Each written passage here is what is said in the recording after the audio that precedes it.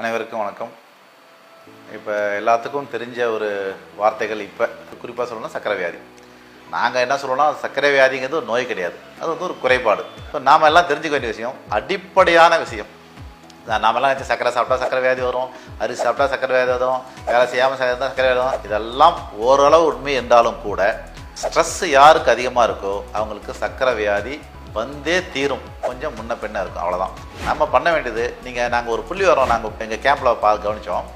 Sugar வந்து medicine கொடுக்குறோம், insulin போடுறோம், டயட் கரெக்டாக இருக்காங்க, எக்ஸசைஸ் பண்ணுறாங்க, ஆனால் அவங்களுக்கு சுகர் குறையவே இல்லை. ஸோ நைட்டு தூங்காமல் இருக்கிறவங்களுக்கு சர்க்கரை வந்து அந்த அளவுக்கு குறையிறதே கிடையாது. நான் வந்து ஒரு இதுக்காக தூங்குறதுக்கான மாத்திரை வந்து அவங்களுக்கு வந்து ஒரு 10 நாளைக்கு ஃபஸ்ட்டு ட்ரையல் மாதிரி கொடுத்தேன். அந்த 100 பேர்த்தில் 70லேருந்து 80 பேர்த்துக்கு அவங்க சாப்பிட்ற அதே மெடிசன், அதே டயட்டு, அதே லைஃப் ஸ்டைலு, ஆனால் நைட்டு வந்து 6 மணிலேருந்து 8 மணி நேரம் தூங்கினாங்க.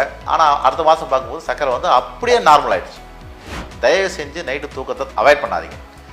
நீங்கள் அப்படி கரெக்டாக 6 மணி நேரத்துலேருந்து 8 மணி நேரம் தூங்க ஆரம்பிச்சிங்கன்னா சர்க்கரை நீங்கள் மாத்திரை எதுவும் சேர்க்கவே தேவையில்லை. நீங்கள் சாப்பிட்டுட்டு இருக்க மாத்திரையிலேயே சர்க்கரை வந்து உங்களுக்கு பர்ஃபெக்ட் கண்ட்ரோலில் வரும். இன்னும் சொல்ல போனால் மாத்திரையை குறைக்கிறதுக்கான வாய்ப்புகள் கூட அதிகம். தயவு செஞ்சு இதை வந்து எல்லோரும் ஃபாலோ பண்ணுங்கள். அதுக்காக தூக்க மாத்திரை சாப்பிடணும்னு அவசியம் கிடையாது. டேக் ஹோம் மெசேஜ்னு எடுத்துட்டா, நைட்டு 6லேருந்து 8 மணி நேரம் தூங்குங்க, சர்க்கரை கண்ட்ரோலாக வச்சுக்கோங்க.